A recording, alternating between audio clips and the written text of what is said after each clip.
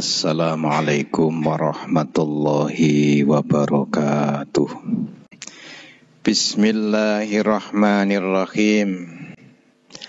La tansa ojo lali sira annallaha sak temene Gusti Allah iku nadhirun ningali qalbaka ing ati ira. Wa khuzurahu lan ing hazire Allah Ta'ala. Wa syuhudahu lan oleh nyekseni Allah Ta'ala laka maring sira. Fanjila mongko wedya sira. Ayuhas salik nalika sira salat ojo nganti lali sira ing sak temene Gusti Allah Ta'ala iku ningali marang ati ira lan khatir uga nyekseni marang tingkah laku ira. Mula supaya sira wedi lan ora sembrono ing dalem bab bagi utawa ngreksa marang pira-pira waktu diantarane ngreksa waktune salat ya. Ngreksa waktune salat. Dadi waktu salat iki memang kudu dijaga. Sebab salat iku diwajibno di dalam waktu yang ditentukan. Di Al-Quran didhawuhna sing mengenai masalah waktune salat iki ya apa dalile? Innas sholata kanat alal mu'minina kitabam mauquta. Sesungguhnya salat itu kewajiban. Kewajibannya sapa? Alal mu'minina, kepada orang-orang yang beriman. Kitabam mauquta, yang sudah diwajibkan dengan waktu-waktu yang tentukan. Jadi salat iki enggak ngawur waktune, mulane perlu waktu yang tepat. Ojo sampai salat iki waktune diundur. Ya ojo salat iki waktune durung mlebu. Iki lek salat ojo sampai diatur karepe dhewe. Jadi syariat sudah mengatur jadwal waktu tersendiri. Dikurangi ya ojo, diolor diundur ya ojo.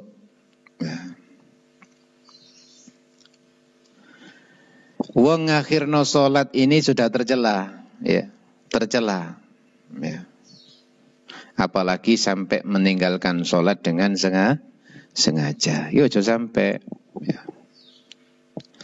Jadi ibadah iki mangko yang menjadi pimpinan segala macam ibadah ini adalah sholat.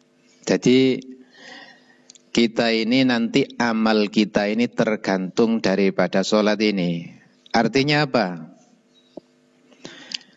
Kalau urusan amal sholat ini diteliti nanti oleh Allah ini baik, beres sholatnya, maka semuanya akan makmuman beres. Ya. Tapi lek sholatnya ini enggak beres, maka yang lain pun juga tidak akan dihitung dengan baik oleh Allah. Mulane sholat ini diutamakan. Sadurunge ngamal-ngamal yang lain. Bener no dhisik. Kewajiban sholat yang kita kerjakan ini bener no dhisik. Wis bener waktune. Wis bener syarat rukune. Wis bener oleh nglakoni iki mangko kira-kira sesuai tuntunan apa urung. Bahkan ditingkatkan lagi kekhusyuan dan mengingat Allah di dalam sholat ini sudahkah kita tunaikan? Ini perlu kita pertanyakan dalam diri kita masing-masing. Ya. Ojo mee wis pokok sembahyang ojo. Eman kesempatan yang baik ini adalah kesempatan yang diberikan oleh Allah yang merupakan menjadi anugerah kita. Kita bisa sholat, meluangkan waktu kita bisa sholat ini sesuatu yang rezeki yang luar biasa loh ya. Jadi sebenarnya nang diae kita harus sholat. Sholat ini nggak kena dinyang le. Kecuali memang ada uzur syar'i. Lek ana uzur syar'i ojo ngenyang salat. Meneng-meneng merot ngene iki penak jamak salat ae lho, ono aturane yo. Dapat ngono lah ya penak. Sembahyang wis dirangkep seminggu sembahyang ya. Malah terus ngasuh turu tok seminggu ya gak boleh ya, gak boleh. Jadi syarak ini tidak boleh diatur sendiri, ada aturannya. Ya. Aturan inilah yang disebut ibadah mahdoh. Iki sak sembarang kalire iku ana aturane dhewe, sak paket wis. Ibadah salat iki sak paket. Ya waktune kudu pas, syarat rukune kudu pas, ya. Sesuai juklak sing dicontohno karo Kanjeng Nabi. Sallu kama ra'aitumuni usolli. Salatlah kalian ini seperti kalian melihat aku salat. Iki dawuh Kanjeng Nabi. Salatlah kalian semua ini seperti kalian melihat aku salat. Nah, iki Kanjeng Nabi lek dawuh ngono. Mulane Kanjeng Nabi iki secara relatif singkat iki perjuangane untuk mensyiarkan Islam iki gak suwe, cepet bisa diterima oleh semua kalangan umat manusia. 23 tahun Kanjeng Nabi ku ngajak wong iki nuju sadar nang Gusti Allah iki wis dikei kesempurnaan. Islam sudah berada di mana-mana. Sebab Kanjeng Nabi iki rahasiane kenapa kok mudah diterima? Ya, Kanjeng Nabi ini mempunyai prinsip satunya kata dan perbuatan. Dari wong iki berjuang, memimpin, ngimami, mendidik lek niru Kanjeng Nabi, insya Allah ya gampang diikuti ya oleh orang lain. Bab Kanjeng Nabi ini prinsipnya satunya kata dan perbuatan. Artinya apa yang beliau dawuhkan ini beliau sudah praktek duluan Kanjeng Nabi. Sallu kama ra'aitumuni usolli. Kalian sholatlah seperti kalian melihat aku sholat loh. Jadi Kanjeng Nabi ngongkon sembahyang ini contohnya bukan orang lain. Lele contohnya wong liya ya nggak mandi ku. Sembahyang ora koyo iku lho, koyo Aldi lek sembahyang. Oh ya gak mandi lek ngono. Ya. Sembahyang kok lho koyo Pak Kaji sing sandenge masjid iku lho. Lho ngono kok sembahyang. Ya gak mandi lek ngono iku. Nah, mulane sing penak. Ayo sembahyang lah. Contoh aku, lek sembahyang ya apa lho? Maka kalau gitu kita akan mandi lek ngomongi. Sehingga orang ini akan bisa meniru. Lah, kudu ngono saja nih. Nah, itulah rahasianya Rasulullah kenapa dalam mensyiarkan agama ini cepat diterima oleh umat manusia. Karena satunya kata dan perbuatan. Nah sekarang yang menjadi pertanyaan ini, lah ya opo kon sembahyang kok dene Kanjeng Nabi sholat. Apakah kita pernah tahu? Ya kita nggak tahu kepada Rasulullah. Wong zaman kita dengan zaman Rasulullah ini terpaut sangat lama. Kira-kira 1.500 tahun lebih beliau ini di zamannya.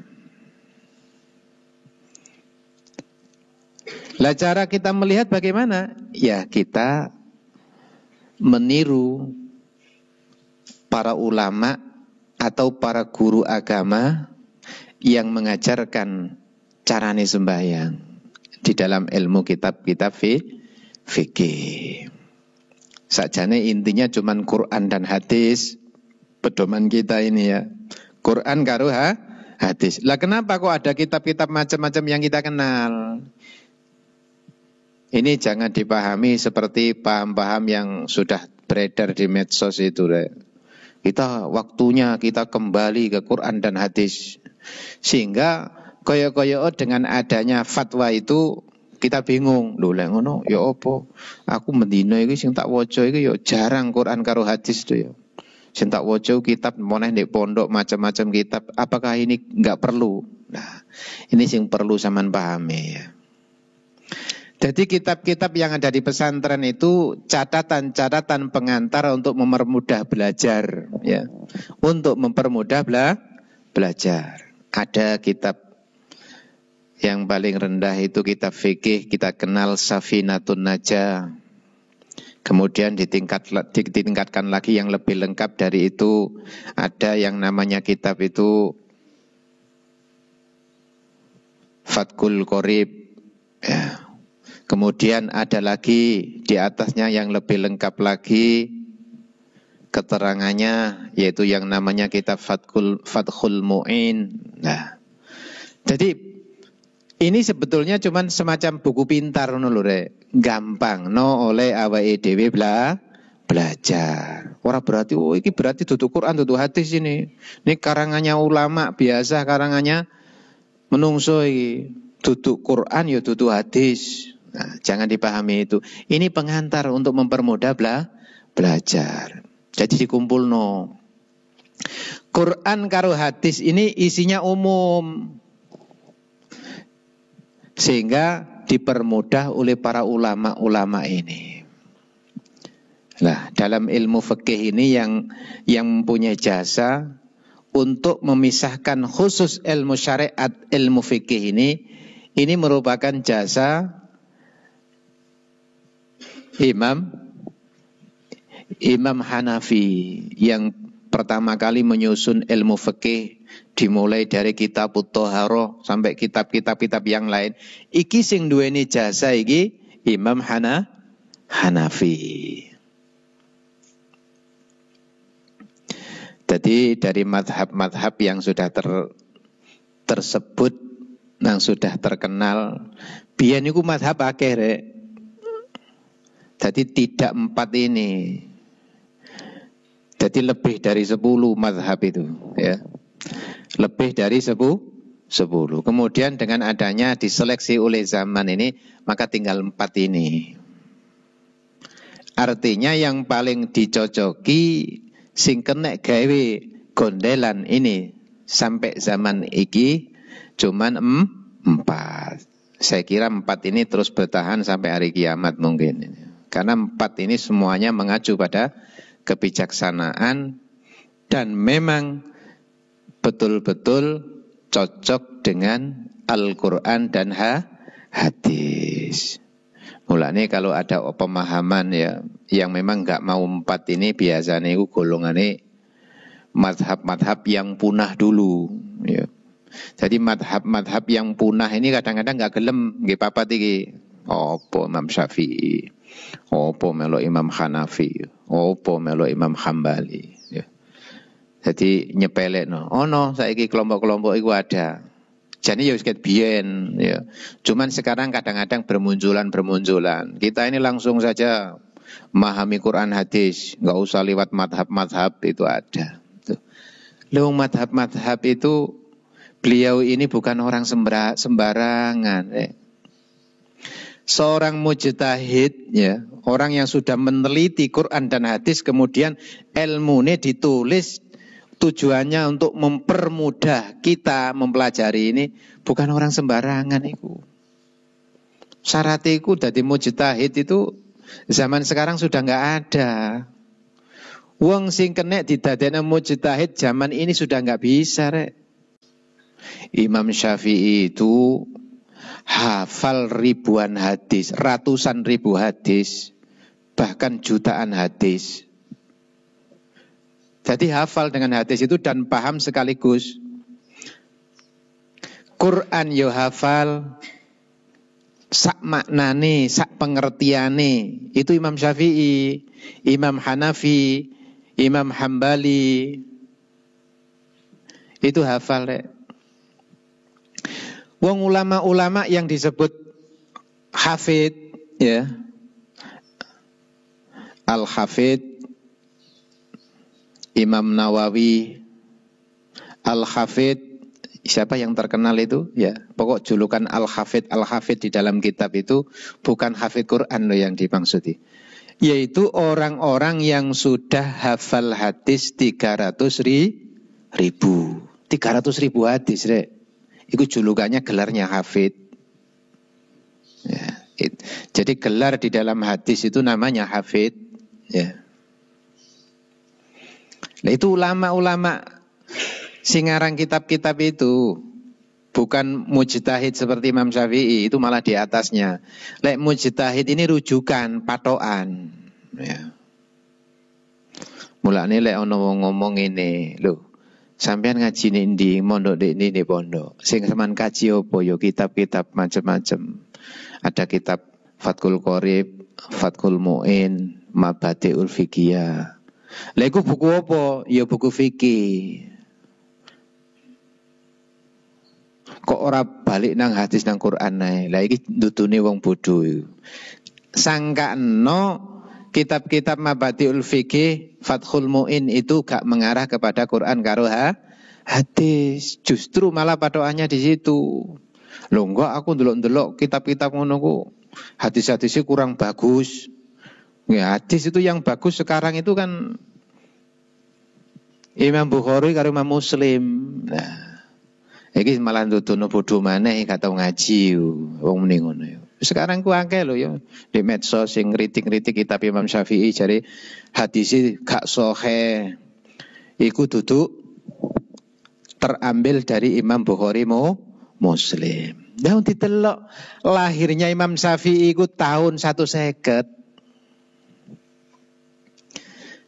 150 Hijri. Iku lahir Imam Syafi'i rek. Lah lahir Imam Bukhari, Imam Muslim itu antara tahun 600. Kacek pirang tahun. Loh. Lah mosok wong durung apa jenenge? Lahir dhisik Imam Bukhari, Imam Muslim durung lahir, mosok kate njugo hadis itu kan gak mungkin ta. Justru malah Imam Bukhari, Imam Muslim itu pengikut madhab Imam Syafi'i.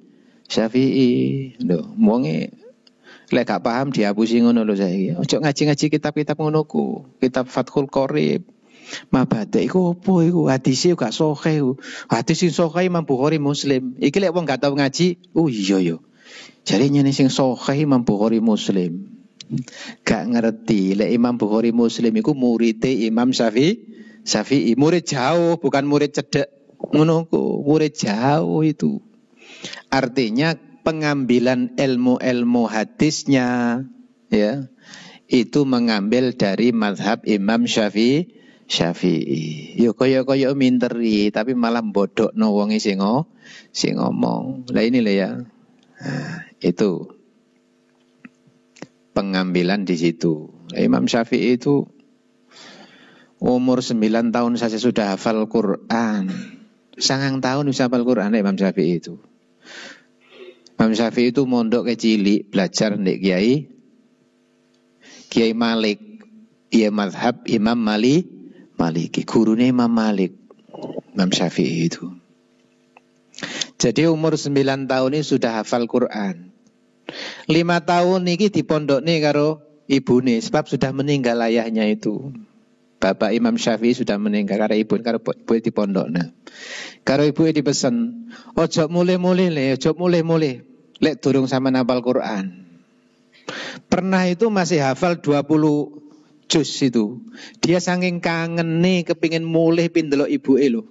Mulai karo ibuke diusir. Ojo mlebu omah sampean. Lek durung hafal kabeh iku lho. Orang tuanya Imam Syafi'i lan didik kaya ngono. Lah kira-kira apal Quran 20 juz itu lho ya. Mari ta 2 tahun niku. Lek gak anu. Ya ini lah ya. Akhirnya diusir, maksudnya diusir bukan diusir mangkal tapi diusir untuk kebaikan anaknya. Wis saya undang balik. Kah aku kok teman. Lek durung sampai apal kabeh ojo mulih.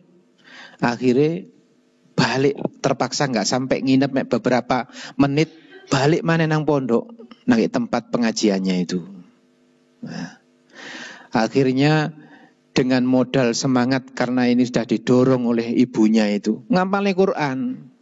Akhirnya hafal Quran umur 9 tahun itu hafal.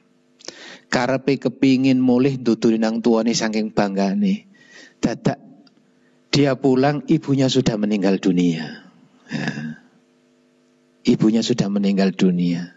Inilah ya. Jerih payahnya orang-orang dulu yang menjadi panutan kita. Lek golek ilmu koyo ngono rek. Soro. Tenanan diriadoi, ikhlas. Coba lek arek saiki dikonono. Ya situ babas wis balik nang pondok menggok tenan. Ya. Biyen iki koyo ngono rek. Nah, inilah ya.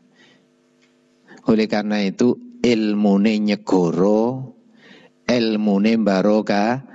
Ilmu iku lek bobot rek barokah. Ilmune bobot ono barokah manfaate. Ilmu itu akan menjadi cahaya diri dan cahaya untuk orang lain. Bayangno, sekitar abad berapa itu? Abad kedua dari hijrahnya Kanjeng Nabi itu. Sampai sekarang berapa tahun itu? Sudah ribuan tahun itu ya.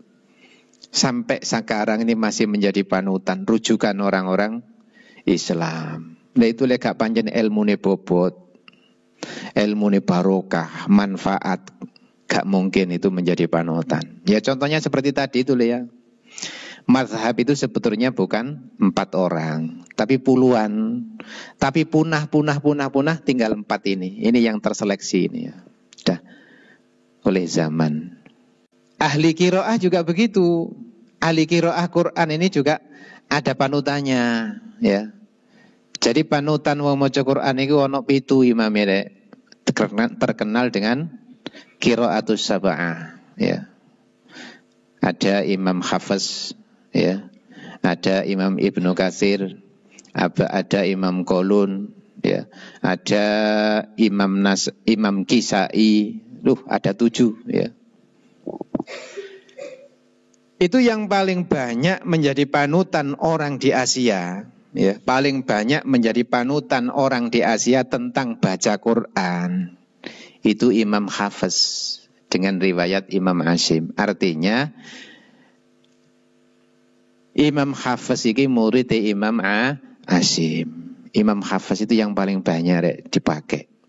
Seperti Quran-Quran di Indonesia ini banyak mengambil Imam Hafiz. Padahal imam-imam yang lain itu juga enggak kalah alimnya. Ibnu Katsir itu alim juga, Imam Kisai alim itu ya. Padahal bacaan Imam Hafiz ini saktah itu cuma 4 di Al-Quran cuma ada 4 tempat saktah itu ya. Begitu juga bacaan-bacaan gharib dalam Imam Hafiz ini juga tidak terlalu banyak, simple. Tapi kena opo kok banyak orang yang mengikuti bacaan-bacaannya? Sebab rahasianya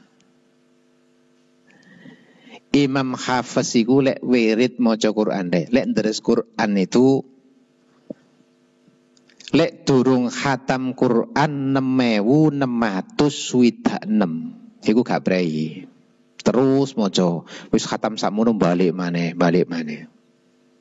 Itu Imam Hafiz 6606 cocok dengan jumlah ayat Al-Quran 6666. Lek khatam Quran lho balik sakmono. Pan wis 6606 balik maneh terus. Ono ngasuhe balik maneh mulai. Tuh. Sehingga berkat daripada beresi Quran sing tenanan sampai khatam kaya ngono iku ilmune barokah rek. Senajan kanca-kancane dari imam-imam qiraah yang lain juga alim-alim enggak kalah. Banyak orang yang mengikuti. Di Indonesia ya hampir kabeh rek enggak Imam Hafiz. Quran-Quran sing sampean cekel iku kabeh iku panduan Imam Hafiz. Mulane sampean aja sok gampang nyalahno wong maca Quran. Sampeyan lek nang Arab lunga haji, wong maca Quran iki erno-erno rek sampean. Lek sampean gawe satu jurusan, ya sampean ya gampang nyalahno wong liya. Opo maca kaya ngono lho. Banyak rek, ono panduane. Oleh karena itu yo belajar itu yo sing tenanan, ngono lho yo. Semua berbagai macam pelajar minimal sing diajarno ning pondok kene iku sampean ngaji sing tenanan, sampean pahami sing tenanan, sampean amalno. Insyaallah cukup kok yo. Insyaallah cukup. Jadwal di pesantren kene iku wis lumayan rek. Artinya lumayan mencukupi lek kanggo kegiatan-kegiatan peribadahan sehari-hari kan. Wis sangat mencukupi. Fikih sampean mulai dari dasar juga diajarkan sampai menengah, sampai Fathul Mu'in itu kitab fikih yang termasuk di pondok pesantren ini termasuk terlengkap pisan. Walaupun ada lagi di atasnya itu ada ya, tapi wis cukup pisan. Ya. Kitab hadis mulai dari yang terkecil ya sampai menengah, sampai jenenge kitab Riyadhus Shalihin diajarkan. Bulughul Maram diajarkan. Itu udah cukup. Bulughul Maram hadis-hadis yang tentang fikih, tentang syariat, tentang akhlak ya Riyadhus Shalihin. Ya, semuanya udah diajarkan. Misalnya sampean tenanan pora ya. Lek turu ya orang nyantol-nyantol. Kate ngaji turu. Mari ngaji turu, lek gak ngono dolen, gak nyantol blas wis. Alamat ngono ya. Sing koyo Imam Syafi'i lho ya. Lek koyo aku, wong aku ora kena ge contoh, ya koyo Imam Syafi'i ngono wis ya. Nah, kita belajar semuanya ke sana. Tenanan ya. Wong iki lek keloro-loro dalam mencari ilmu, gelem riyadhah. Insya Allah ilmu itu akan bisa masuk ke dalam hatinya. Tapi lek manja-manjaane suwe rek kon mlebu nang atine. Karena apa? Orang manja itu identik dengan mengikuti hawa nafsu. Lek hawa nafsu sering diikuti, hati iki kotor rek. Hati akeh kotore. Lah lek hati kita banyak kotor, ilmu gak iso mlebu rek. Gak kerasan ilmu nang atine dhewe. Mulakno sing sregep nyrijiki hati. Maka kalau hati bersih, ilmu itu langsung bisa masuk. Masuk osiji, beruntung kita punya ilmu yang bisa masuk dalam hati kita. Satu saja, ojo ngantek telu, satu saja. Sudah sangat mencukupi. Sing akeh ilmu lek manggon nang kene. Ya, nang otak kita. Paham? Jika pertanyaan yo iso, jawab yo iso. Ya. Tapi kongkon praktek angel sebab ilmune ora manggon nang hati. Sing isano nggerak ilmu itu bisa menjadi satu perbuatan karena hati. Itu loh ya. Mulane sing sregep ngrijiki hati. Carane ya apa? Ya hati-hati. Ojo sampai ngikuti banyak mengikuti arus nafsu. Terus panganane ya dijogo. Ojo sampai mangan barang sing haram. Ngono. Hati cek bersih. Sikap, ucapan, perbuatan ojo sampai perbuatan sing nyimpang. Omongane ojo omongan sing kotor. Ojo sok gampang ngelek-ngelekno ngomongi elek nang kanca. Ojo sampai nglukai hati lesan iki. Ojo sampai nyinggung atine kanca. Iki yo hati iso kotor, penyebabe ku akeh. Lek atine bersih, ilmu iki iso manggon. Lumayan rek. Saman punya pengertian ilmu, pemahaman ilmu. Gampangane 100 ilmu sing sampean pahami. Iku durung karuan rek. 10 sing manggon nang atine aku sampean kabeh angel. Ilmu iso manggon nang ati, mlebu nang ati ku angel rek. Identik dengan orang-orang yang gelem tirakat. Lek gelem tirakat sing tenanan atine bersih, ilmu manggon. Ya gila ya. Lek wis manggon nang ati ilmu iki bisa dipastikan ngelakoni ilmu itu akan mudah. Sing gerakno perbuatan ini hati semuanya. Sehingga hati iki lek bersih dinggeni ilmu akan didominasi, digerakkan oleh hidayah Allah. Lho ning kono. Ilmu itu bisa dibanggakan lek wis iso dilakoni dengan ikhlas karena Allah. Asik jadi teori ya, pemahaman di akal si durung apa-apa. Kadang-kadang kita sudah bangga ya. Si durung apa-apa iku ya. Dah. Jadi itu tadi keterangan tentang masalah-masalah kedisiplinan ilmu yang termasuk di dalamnya membagi waktu, termasuk sholat. Ini harus kita pahami, waktu ini sholat. Tidak boleh kita kurangi, ya nggak boleh kita lebih. Jangan sampai lebih ini maksudnya wong tohoran kok jam 2:30 barang ngono jenenge dilebihi. Manjinge lho 2:30. Lohoran iso 2:30. Ya lek pisan pindho sih gak apa-apa kepepet. Nah, lek mendino-mendino ya jelas itu nambahi waktu itu ya. Atau sebelum mancing, sebelum masuk waktu sholat ya nggak boleh, kudu dipasno. Inna sholata kanat alal mu'minina kitaban mauquta. Ini namanya menjaga waktunya sholat. Nah, terus juga di dalam sholat ini harus kita tanamkan bahwa Gusti Allah ini selalu mirsani kita sholat. Ini dalam sholat. Ya. Iki jenenge wong sing sholat atine iku mangko eling karo sholat. Lale gak ngono, tanamkan kalau kita pertama ya, kalau kita dalam sholat ini tidak bisa selalu melihat eling Gusti Allah, rumangsa didelok karo Gusti Allah, ngono. Jadi Gusti Allah selalu melihat kita. Lah orang yang semacam itulah yang mempunyai jiwa muraqabah, ya. Jadi dari sholat yang rutin kita laksanakan dijiwai dengan jiwa yang muraqabah. Muraqabai rumangsa diawasi karo Gusti Allah. Jadi koyok sampean ini selalu diwasni karo Gusti Allah itu loh yo. Iku muraqabah. Mulane sampean tak tahu tak ceritani ya. Dulu itu ada seorang santri ya. Lah santri ini luar biasa, oleh gurunya diistimewakan, bukan karena apa-apanya, tapi karena kemampuan muraqabahnya itu tinggi, ya. Sehingga santri ini diistimewakan oleh gurunya, sampai yang lain, santri-santri yang lain itu iri. Irinya bukan iri mangkel, tapi iri penasaran. Oh, sih yo. Kok santri satu ini kok dekat sekali, seringkali diistimewakan oleh Pak Guru. Apa sebabnya?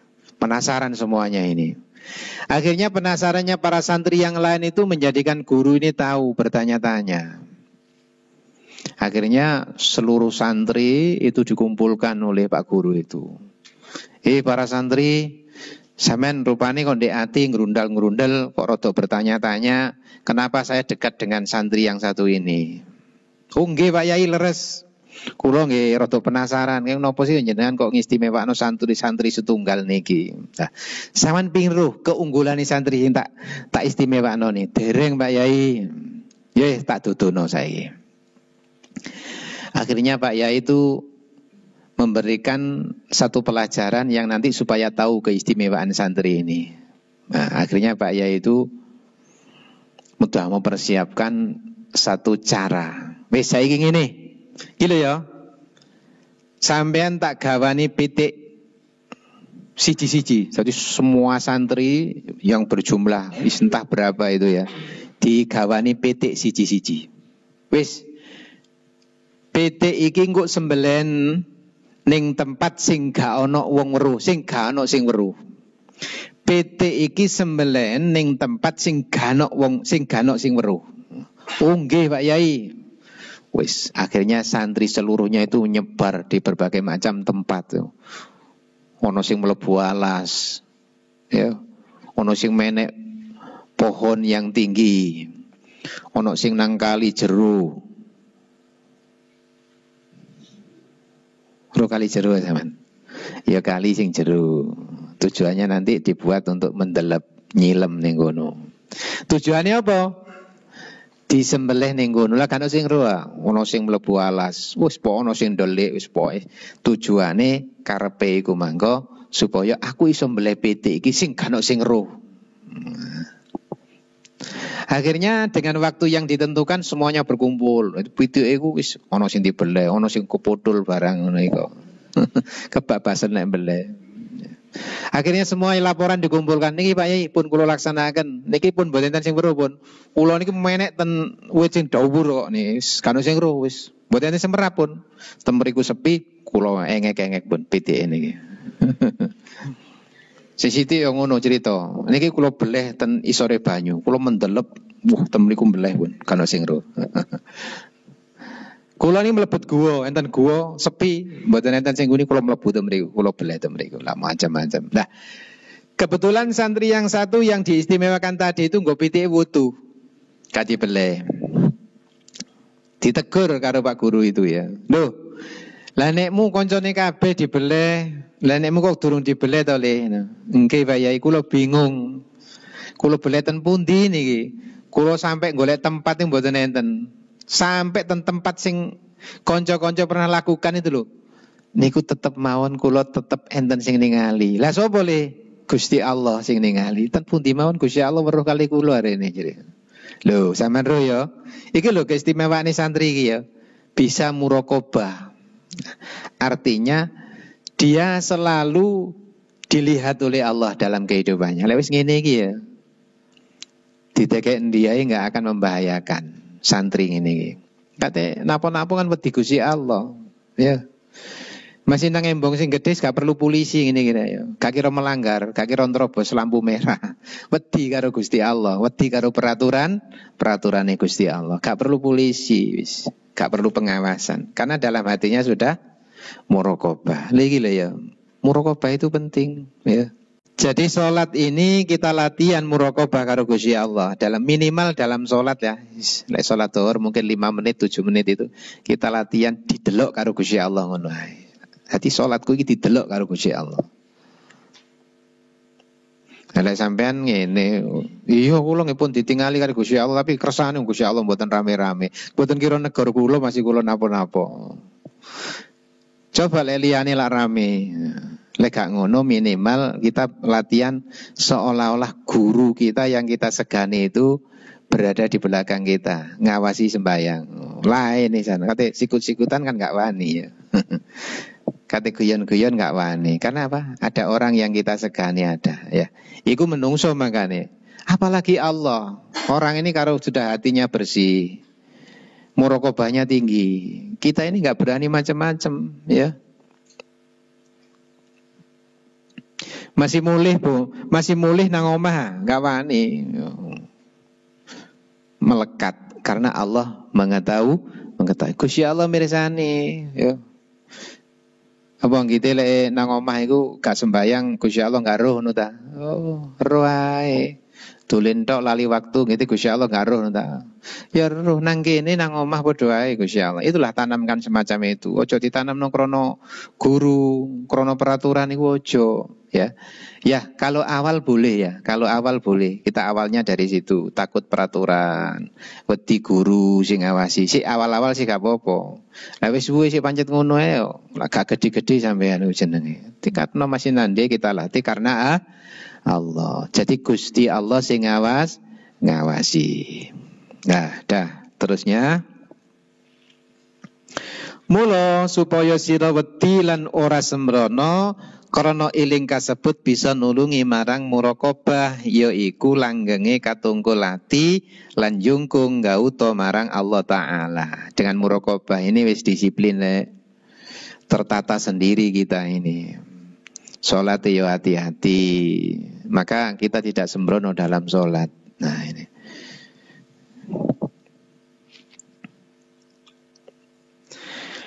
La tatrukanna ojo ninggal sira jamaatan ing salat berjamaah qad fudilat lan teman-teman diutamaaken jamaah bisab'i wal isrina kelawan 17 derajat min fadlin saking keutamaan ala kang luhur. Nah, jadi diupayakan lek iso sholat kita ini berjamaah minimal maghrib, isya, subuh. Jadi ketika waktu ini kita isi dengan berjamaah. Lek gak iso kabeh, 5 waktu berjamaah. Lek gak iso maghrib, isya, subuh. Ini yang menjadi punjeri dari 5 waktu itu.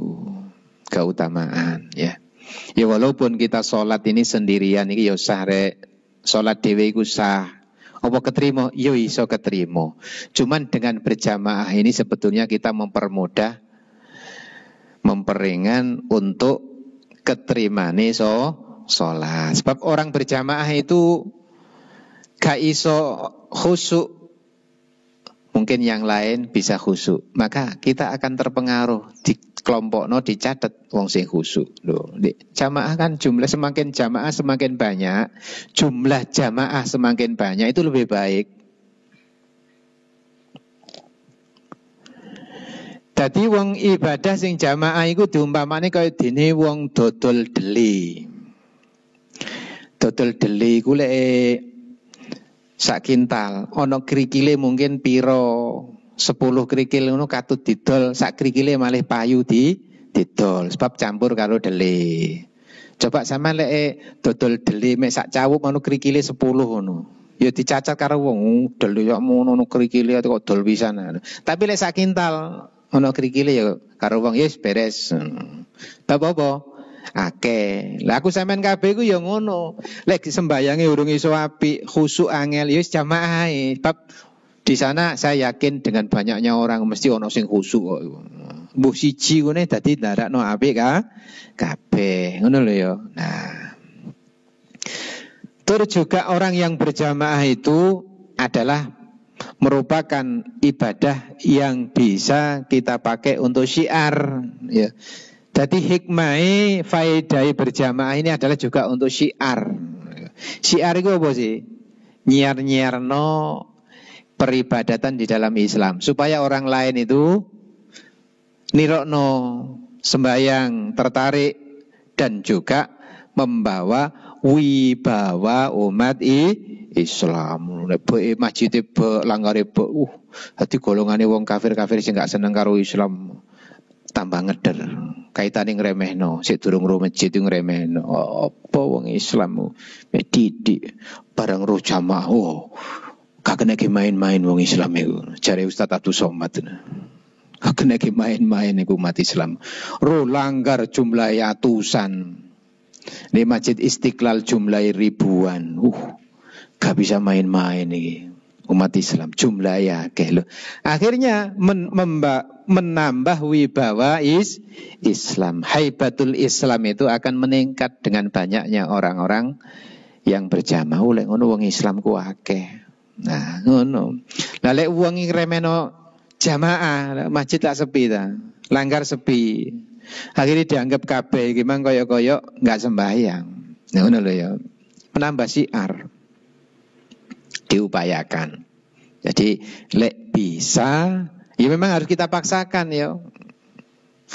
Lah hukumnya sholat berjamaah itu ada yang menghukumi wajib, ada yang menghukumi fardu kifayah, ono sing ngukumi sunnah muakkadah. Lah Imam Syafi'i ngukumi sunnah muakkadah. Ngono lho ya. Lah sing wajib itu yo gak dianggap sah kalau enggak jamaah. Apa ono? Ya ono sing gawe ngono iku ono ya. Sing gawe fardu kifayah juga ada. Hati lek sak selo begini iku dadak masjid musala kosong, gak ono wong jamaah, dosa kabeh. Ngono. Lek sunnah muakkadah ya ono sing ngisi jamaah nek masjid, bagus sekali. Ngono lho ya. Kok dadak pas sepi?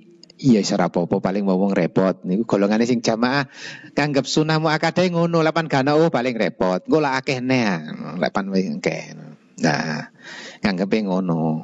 Nah, jadi Imam Syafi'i itu menganggap ibadah salat berjamaah itu sunnatun muakkadah. Tapi minimal jangan sampai dari 5 waktu ini kosong enggak jamaah loh ya. Bab di pemahaman di ulama-ulama Imam Syafi'i itu ada yang mengatakan supaya cek iso diterima salate siji dari 1 waktu dari 5 waktu itu harus ada yang berjamaah. Lek gak ngono gak iso keterima salate. Ya mbok maghribe, ya mbok isyae, ya mbok subuhe ngono lho ya. Nah. Ini latihan. Nek sampean sudah dilatih terus jamaah, gak jamaah gak penak, ngono lho ya. Sebab kita ini kalau sering akan menjadi sesuatu hal keyakinan. Asale nggak pati seneng, krono terus saya dilakukan ya, kita sering kita akan menjadi kebiasaan dan kita akan menjadi keyakinan. Sehingga lek gak jamaah nggak penak. Nah itu loh paling apik ngono. Salat pun juga begitu ya. Mulanya terus kita ini sembahyang supaya nanti selain ini juga kewajiban supaya nanti melembaga dalam hati kita. Lewis melembaga kita nggak sholat nggak penak. Kaya ono sing kurang ngono lho ya. Kayak sampean kulino sarapan ya. Kulino sarapan, nggak sarapan jam 10 iki. Kok aneh ya petengku ya, kerucuk-kerucuk apa ya? Oh, urung sarapan. Urung sarapan lho kan malah krasa ya kulino. Tapi lek gak tahu sarapan belas ya ora tahu nakokne. Nah, itu loh ya. Jadi supaya semacam itu menjadi kebiasaan yang sudah dalam mulane biasa nglakoni keapian. Kalau sudah biasa melakukan kebaikan ini, kita nggak melakukan kebaikan, kita akan merasa kurang. Nah, jadi biasa no perkara sing apik. Ya. Ayuhas salik, sira aja pisan-pisan tinggal salat berjamaah lan luwih subuh. Lan isya. Subuh karo isya niki disebut ya. Luwih subuh karo isya. Kanjeng Nabi dawuh, salatul jamaah tabtulu salatul fati bisam'i wa isrina daraja. Salat berjamaah iku ngungkuli salat ijen kelawan kacek 27 derajat. Ya. Lan ngendika malih man syahidal isya faka'annama ya. Man syahidal isya faka'annama apa faka'annama apa re? Fa'annama qoma nisfal lailatin. Wa man syahidas subha faka'annama qoma lailah. Nah, iki fadilai. Sing sapa wonge gelem nindakno salat berjamaah subuh. Ya berjamaah isya ya, berjamaah isya. Mongko wong iku ditulis kaya sembayang separone wengi. Saman salat isya berjamaah ditulis seolah-olah sampean iku mangko sembayang separone wengi. Lah lek wong iku mang salat subuh kelawan jamaah ditulis kaya sampean salat sewengi. Lah lumayan kan salat sewengi padahal turu tok mang ya tangine subuh. Tapi krana subuhe berjamaah dicatat kayak sembayang sewengi. Lek isya separone wengi. Lah itu lho ya. Nah, ya kita enggak mencari itu ganjaran ngono iku ya. Tapi kita butuh dengan itu re. Apa? Penghargaan, balasan nanti di ngarsane Gusti Allah. Kaitannya nggak usah hitung-hitungan. Kaitannya hitung-hitungan nggak popo dihitung lah. Berarti aku mang jamaah oleh 27. Mang jamaah mana 27 tambah 27 piro. Miko ngesak kalkulator nek sembayang nek. Kanggo mari dihitung. Nah, wis 27 ping 5 piro. Lah seminggu ping piro. Kira-kira saulan piro. Sampai saiki ya, aku ket mulai mondok iku aku tuh jamaah terus. Jadi aku wis piro ya, pirang tahun, setahun, 2 tahun. Aku petang tahun. Golek kalkulator lho ya. Nah, itu sakmene wis lumayan iki. Ngono lho ya. Kaitan ngono-ngono dhisik gak apa-apa. Sisi wis gak usah hitung-hitungan wis hafal ya, wis jamaah terus. Nah, sisi ditinggalkan itu, tradisi itu ditinggalkan sendiri. Karena kita gak butuh itu ya. Kita mendekat kepada Allah gak butuh hitung-hitungan ya. Gusti Allah leng kewe dhewe gak usah dihitung kok. Gusti Allah kadung kersa, Gusti Allah kadung karep, engkekne langsung dikene blek. Dipunjuli mesti. Kurangi ora tahu Gusti Allah ya. Gusti Allah lek balas keapian ya sampean nglakoni siji dikai 10. Dibalas 10. Oh mantenan Gusti Allah iku. Sampean durung nglakoni sik angen-angen tok dicat kei siji. Lah itu lho ya. Lomane Gusti Allah ini. Terus sebaliknya sampean nglakoni kliru. Lek durung nglakoni sik angen-angen ora dikei karo Gusti Allah, gak dibales elek. Bareng sampean nglakoni dikei siji. Gak dikei 10, dikei siji. Lek keapian sampean nglakoni tenanan dikei 10. Engko didelok lho, baik sregep bare iki yo. Ora mek iki tok sembayange. Baik sregep tenan tambahi 700. Kok dadak 700 iku sregep. Wah, membanggakan ae. Jenenge Pindi. Wah, luar biasa ya. Luar biasa mau kan. Wis tak tambahi, ditambahi punjulan. Wallahu yudha'ifu limai yasha. Gusti Allah masih melipat gandakan pahala ibadah dengan apa? Kehendaknya Allah. Sik ditambahi 700 sik ditambahi. Lah itu lho.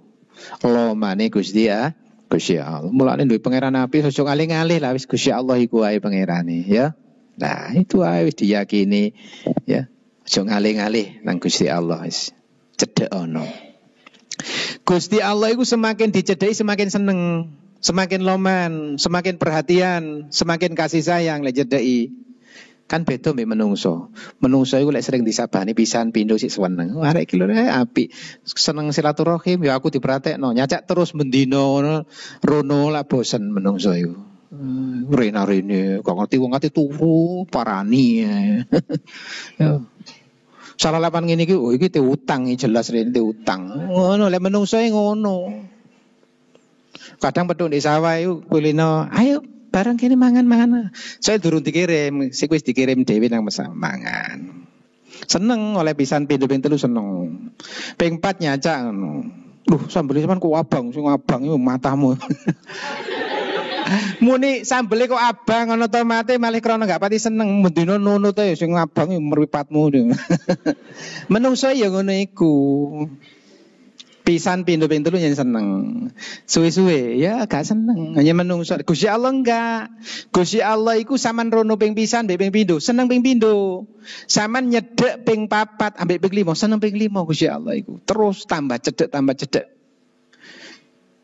tambah seneng iku Gusti Allah. Mulane nyedhek sing sering nang Gusti Allah, aja nyedhek nang menungso. Yo, menungso jarang-jarang ae. Kanjeng Nabi dawuh, silaturahimono marang sedulurmu tapi jarang-jarang.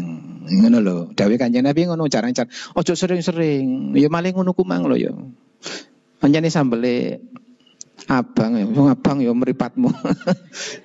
Mangkel soalé. Nah, mulane ya diatur. Ya, tadi silaturahim ya diatur ya. Nah, sering-sering nemen ya gak apik, kurang nemen gak tau moro ya gak apik blas, ngono ya, diatur lah ya. Wallahu a'lam bishawab. Al-Fatihah. Bismillahirrahmanirrahim. Alhamdulillahirabbil alamin arrahmanirrahim maliki yaumiddin iyyaka na'budu wa iyyaka nasta'in ihdinas siratal mustaqim siratal ladzina an'amta 'alaihim ghairil maghdubi 'alaihim waladdallin. Wassalamu alaikum warahmatullahi wabarakatuh.